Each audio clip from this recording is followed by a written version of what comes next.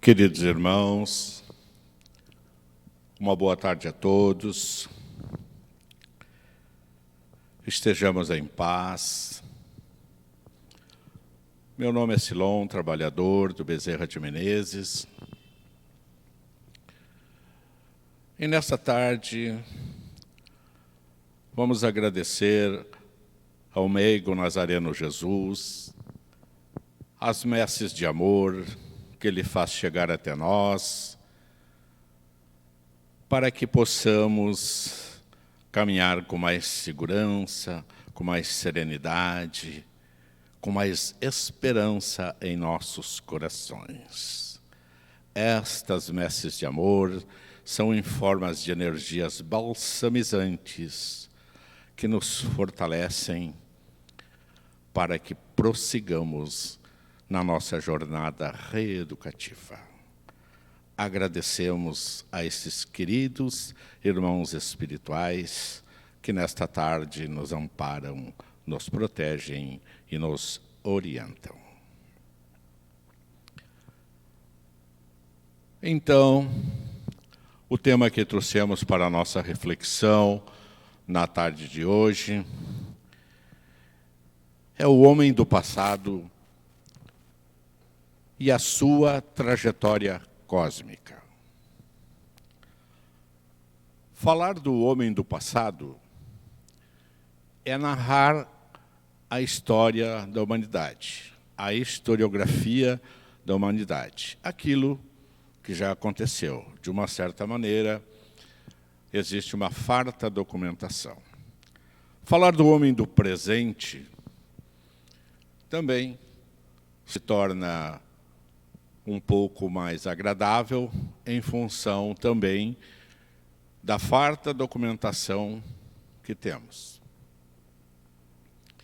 Agora, falar do homem do futuro com seriedade já é bem mais difícil.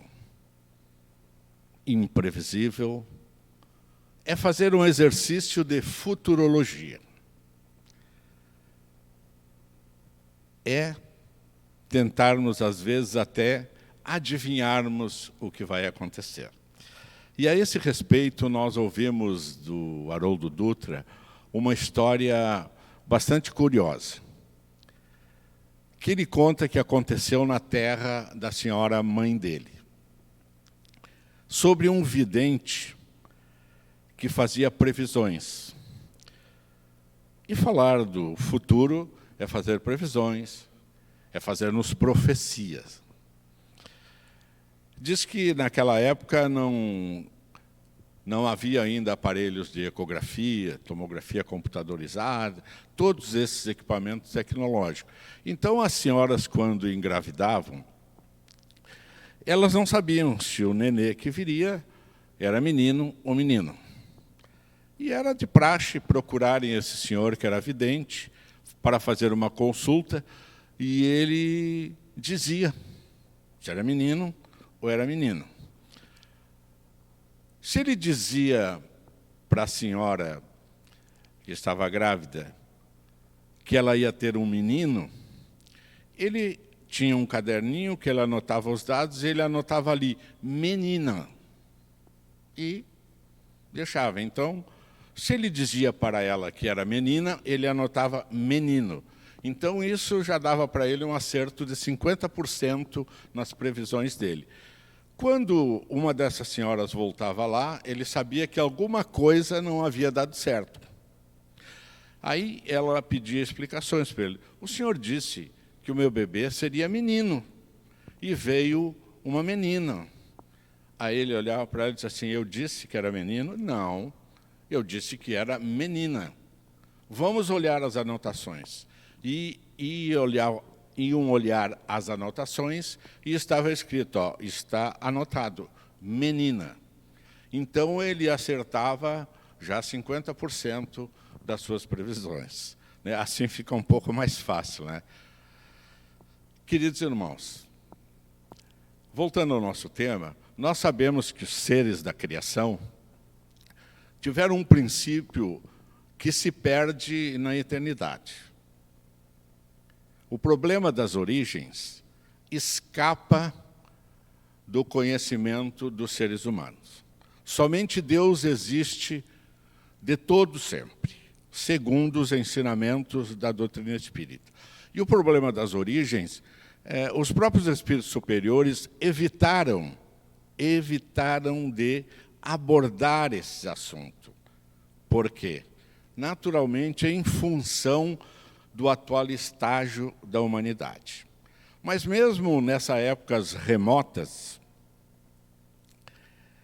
a espiritualidade superior, a misericórdia divina, nunca nos deixou desassistido. Então, para comentar alguma coisa sobre o homem do passado, este homem do passado, ele era coletor, ele era caçador, ele era nômade, ele tinha como divindade os fenômenos da natureza. E esse homem viveu por longos tempos, milênios, procurando suprir a sua sobrevivência, ficar vivo. O homem reencarnado dessa época, ele se preocupava única e exclusivamente em sobreviver. Só mais tarde, ele se reuniu em bandos para se proteger, para sobreviver. E, posteriormente, ele foi tendo uma ideia de família. Mesmo assim, um tipo de família muito diferente da família que nós conhecemos hoje.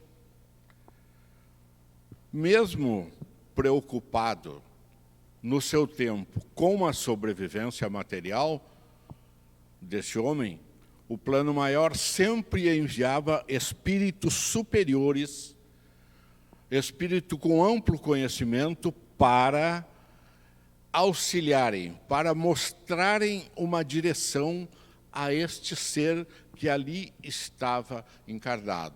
Uma luz para que fosse seguido.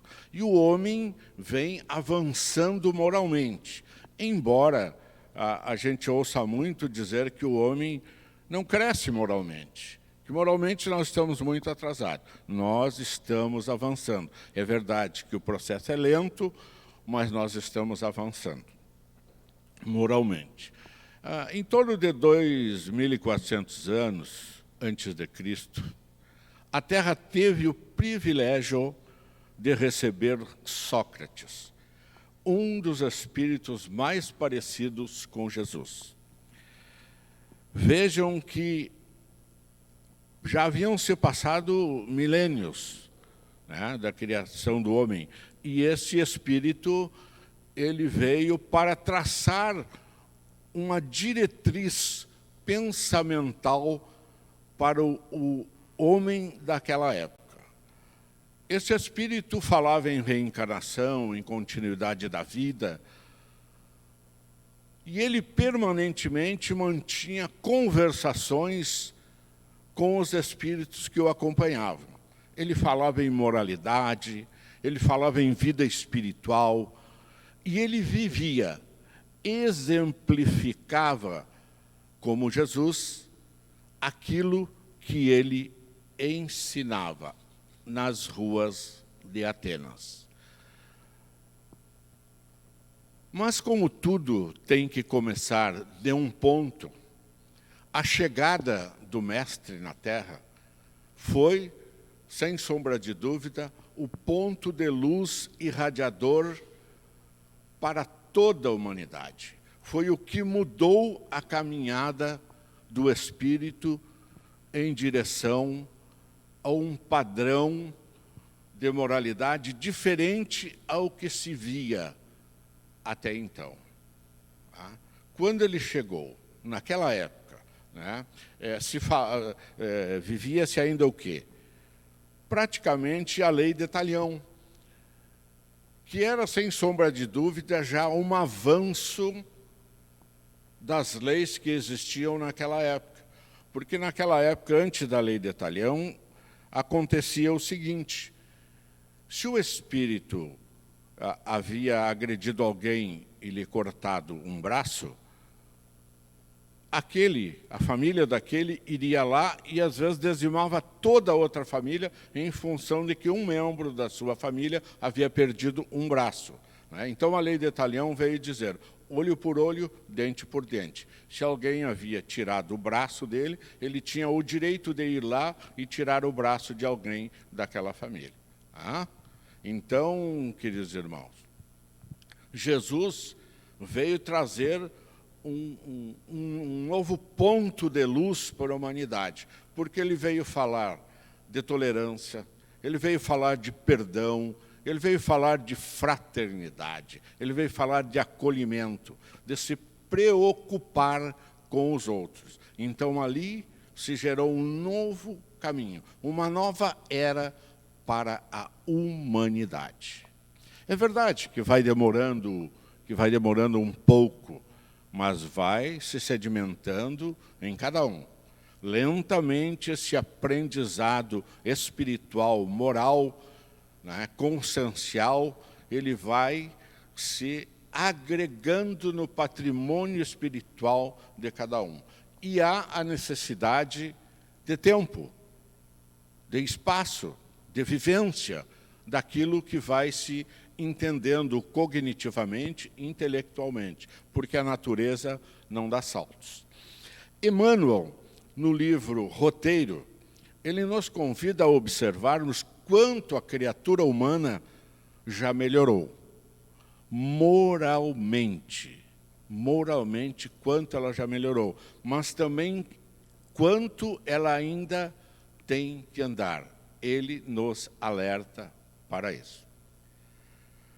Naquela época, naquela sociedade, nas proximidades de Roma, mais especialmente na Fenícia, os servos eram cegados para que não fugissem, Então vocês vejam o tipo de sociedade em que se vivia. Emmanuel também nos mostra que naquela sociedade, quando havia uma gravidez indesejada, nenhuma patrícia daquela época se sentia mal ou constrangida em pegar o bebê, matá-lo e jogá-lo no rio Tibre. Nem se sentia embaraçada em cegar com um ferro quente os 2 olhos de um menino de 5 anos, escravo, para que ele não fugisse. Pôncio Pilatos ofereceu um jantar ao senador Públio Lentulus e à sua esposa Lívia, Emmanuel, daquela época, e trouxe 2 gladiadores para alegrar esse jantar. Ora, nós sabemos que quando 2 gladiadores ou mais se encontravam, só um ficaria vivo, porque o outro teria que morrer. Uma luta, um encontro de gladiadores, somente um sobreviveria, não é? E Lívia faz um pedido a Pilatos, que ela não queria presenciar aquele espetáculo. Isto são fatos narrados por Emmanuel na obra Há 2000 anos. E também, quando havia um adultério, o que dizia a lei judaica da época? O apedrejamento da mulher em praça pública. E ninguém se sentia constrangido. Isso era a lei. E vejam, a lei se preocupava com o adúltero? Não. Não é que estejamos aqui, defendendo o adultério, defendendo isso, ou defendendo aquilo, ou acusando a quem. Estamos apenas narrando fatos. Então vejam que mesmo com dificuldades, nós vivemos, hoje o homem contemporâneo já vive uma realidade infinitamente diferente do que vivíamos na época. Demorou um pouco, é bem verdade. Mas, no século XVIII, uma grande conquista aconteceu, que muda a história da civilização.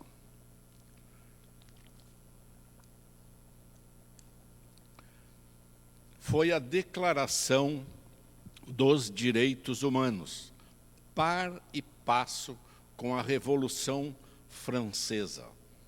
Então, foram mudando os conceitos. Ali fomos caminhando para uma nova realidade da vida, do cotidiano da vida.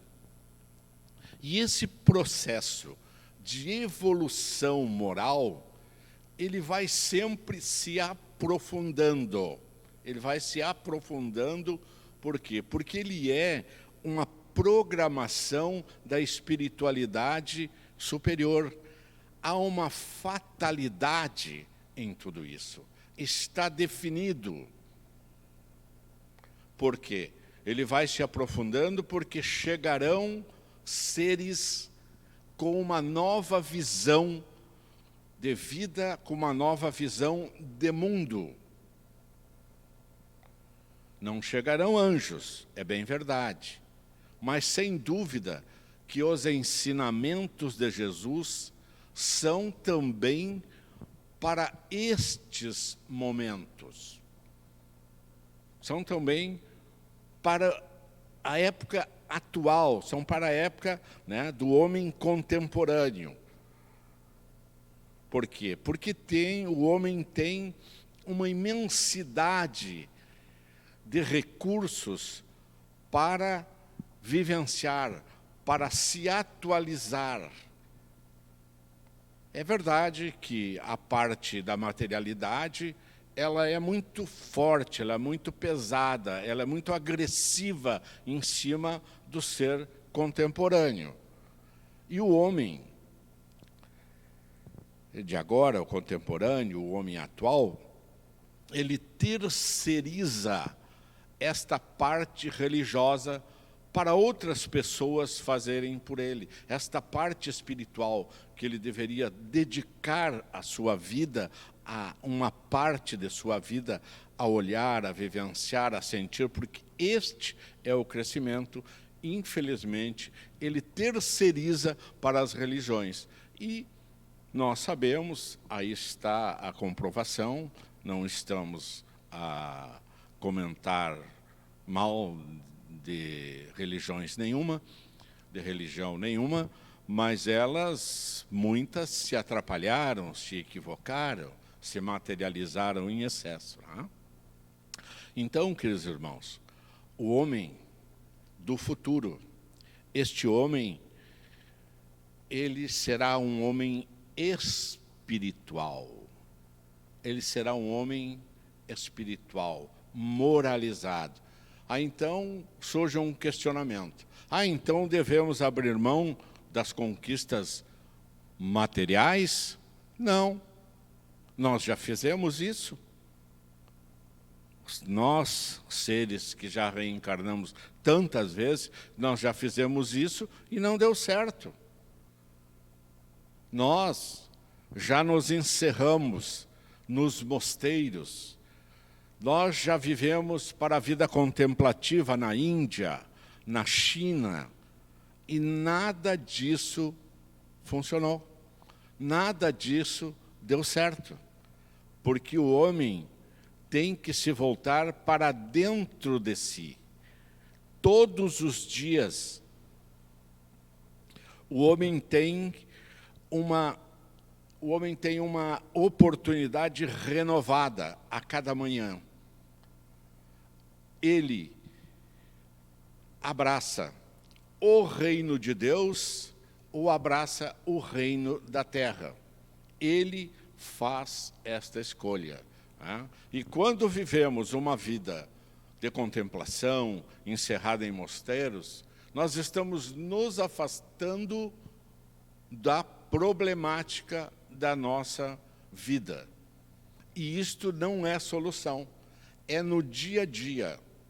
É, como diz a turma, mais jovem, é no rala-rala, é no dia a dia, no cotidiano que nós crescemos, que nós aparamos as arestas.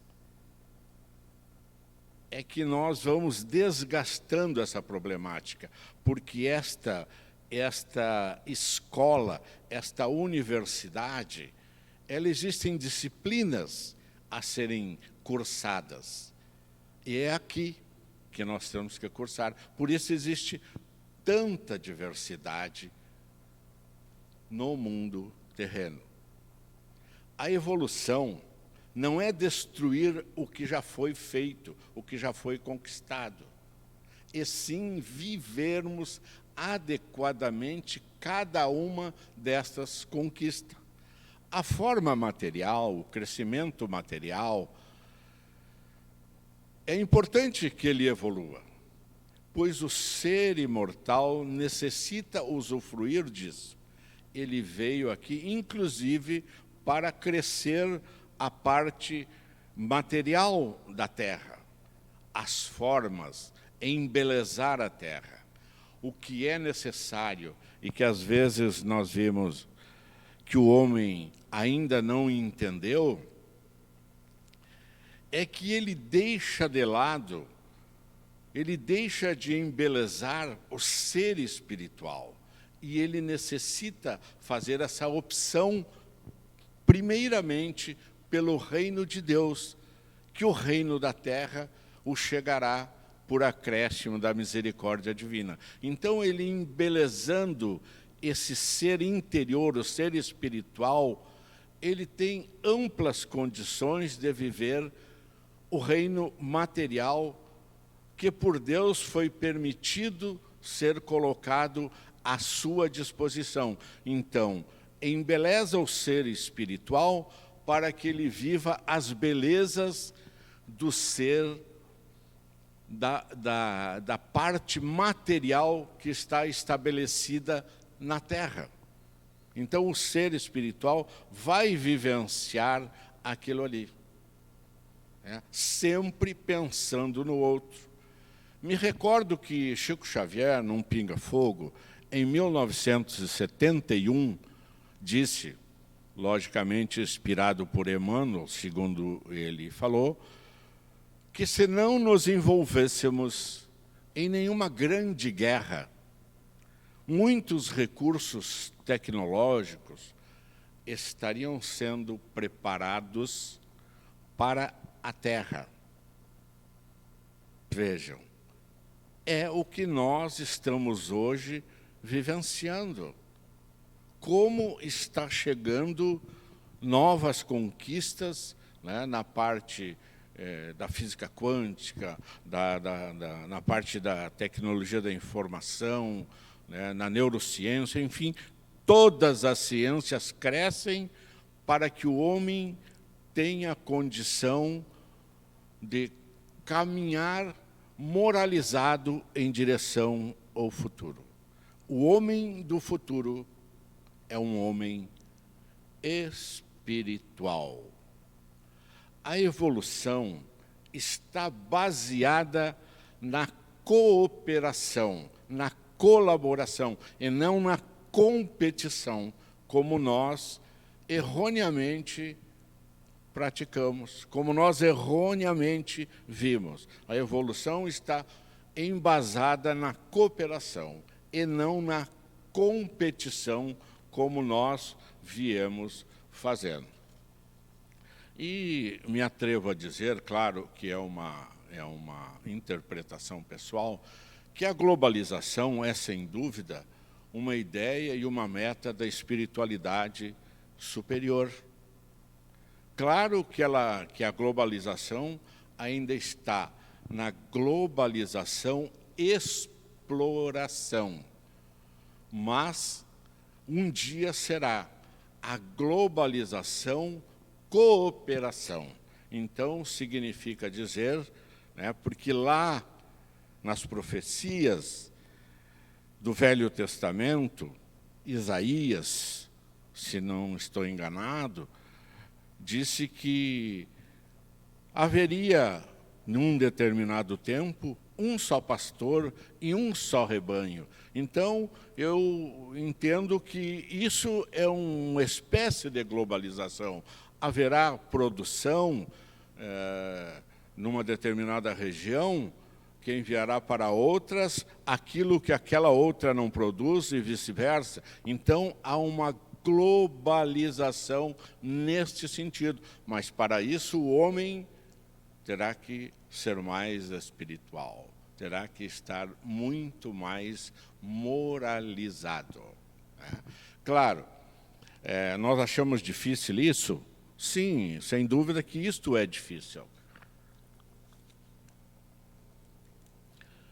Mas também podemos entender, ou melhor, podemos refletir, depreender, que os espíritos que chegarão aqui na Terra, que reencarnarão na Terra, eles trarão esta prática e aplicarão na Terra, pois isso é o que eles simplesmente vão pôr em prática, aquilo que eles já vivem e já praticam nos mundos em que viveram, em mundos da onde eles saíram para virem auxiliar a Terra. Então, eles já praticam, isso já é habitual no seu mundo. Então, praticarão aqui aquilo que já é normal, aquilo que já é habitual para eles. Onde vivem, eles se preocupam com o outro. Eles já se preocupam com o outro. E o que Jesus nos ensinou nas suas tertúlias evangélicas lá pela Galileia e arredores? Faça aos outros aquilo que tu gostaria que os outros fizessem a você. Então, queridos irmãos, esta é a jornada. Esta é a jornada, é a longa jornada do princípio inteligente pela noite milenária dos tempos, até chegar a este ponto.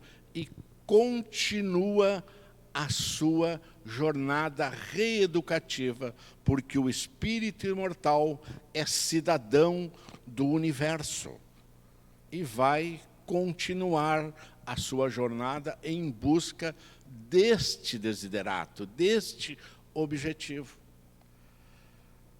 E o reino, por exemplo, o reino da terra, que às vezes nos causa tanto furor, tanto desgaste, tantas discussões, tanto orgulho, tanta vaidade, desperta tanto orgulho, tanta vaidade, tantas guerras, né? A decisão não está na mão dos poderosos da terra. A decisão, ela sempre está num andar de cima. É a espiritualidade que decide. Por mais poderoso que o homem seja materialmente aqui na Terra, a decisão não é dele. A hora que ele tem que voltar, simplesmente a espiritualidade chama e ele retornará.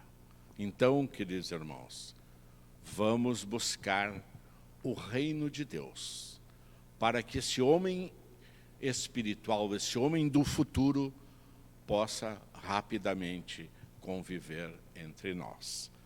Homem do futuro é o homem espiritual.